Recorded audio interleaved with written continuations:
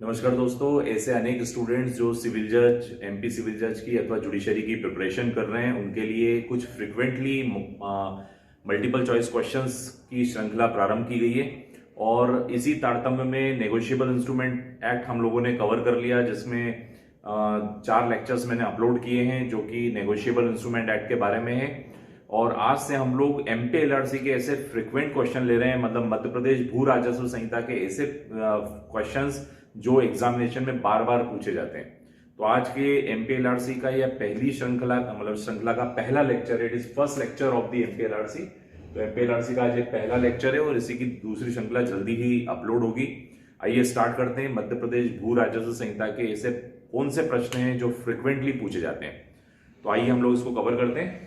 तो MCQs on the एमपीएलआरसी 1959, यानी मध्य प्रदेश भू राजस्व संहिता 1959 के इंपॉर्टेंट क्वेश्चंस। सबसे पहला क्वेश्चन, मध्य प्रदेश भू राजस्व संहिता कब से प्रभावशील हुई? तो आपको याद होना चाहिए 2 अक्टूबर, गांधी जयंती के नाम से आप याद रखेंगे।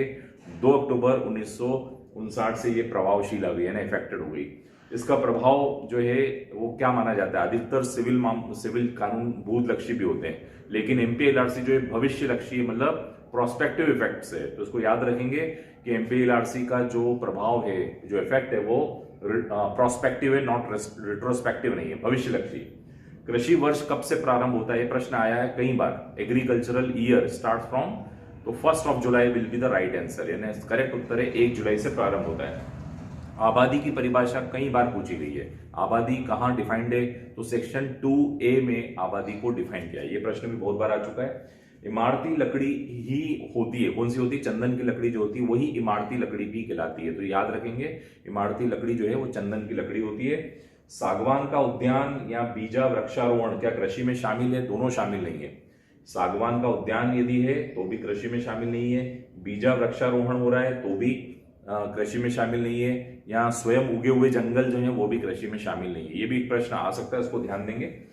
खाते में क्या होना अनिवार्य है? खाता जो है उसके लिए क्या होना अनिवार्य है? तो भूखंड होना अनिवार्य है, इंपॉर्टेंट है। खाते के लिए भूखंड का होना आवश्यक होता है। फिर एक और वर्ष आएगा, राजस्व वर्ष, यानी रेवेन्यू ईयर कब से प्रारंभ होता है? तो रेवेन्यू ईयर के लिए 1 अक्टूबर आपको लिखना है। कृषि वर्ष के लिए 1 जुलाई, रेवेन्यू ईयर के लिए 1 अक्टूबर। बबूल और आम का पेड़ क्या इमारती लकड़ी में शामिल नहीं है? बबूल भी इमारती लकड़ी में शामिल नहीं है, आम का पेड़ भी इमारती लकड़ी में शामिल नहीं है। इसको थोड़ा ध्यान रखेंगे।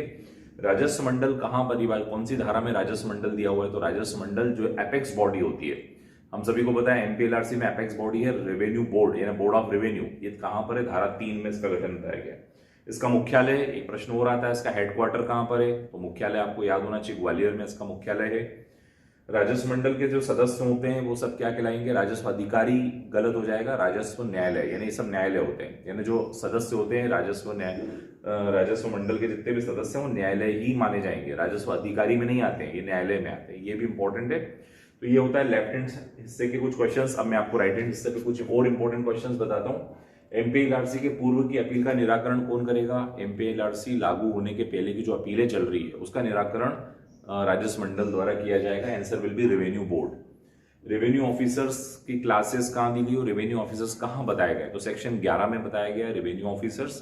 धारा 11 में राजस्व पदाधिकारियों की व्याख्या की गई है। राजस्व मंडल के जो सदस्य और अध्यक्ष और सदस्य होते हैं, क्या वो राजस्व पदाधिकारी में आते हैं? नहीं आते हैं। मैंने आपको बताया ये सब लोग न्यायालय में आते हैं। तो लिखेंगे राजस्व मंडल के जो जितने भी लोग हैं वो राजस्व अधिकारी नहीं होते हैं। फिर क्या आरआई राजस्व अधिकारी है क्या? तो आरआई का नाम भी नहीं है। आरआई मतलब रेवेन्यू इंस्पेक्टर का नाम भी राजस्व अधिकारियों में शामिल नहीं है। इसके अलावा भू अर्जन अधिकारी भी राजस्व पदाधिकारियों में शामिल नहीं है। प्रखंड विकास अधिकारी, तो प्रखंड विकास अधिकारी भी राजस्व अधिकारियों की परिभाषा में नहीं है। अध्यक्ष, रेवेन्यू बोर्ड का जो अध्यक्ष है वो भी राजस्व मंडल के राजस्व अधिकारियों में नहीं आता। तो ये 4-5 कुछ क्वेश्चंस हैं जो राजस्व अधिकारी नहीं है, इस पे इंपॉर्टेंट आपको ध्यान देना है। इसके बाद ये जितने भी राजस्व अधिकारी हैं किसके अंडर में काम करेंगे, किसके अधीन होंगे? तो केंद्र सरकार नहीं होते, ये राज्य सरकार के अधीन होते हैं।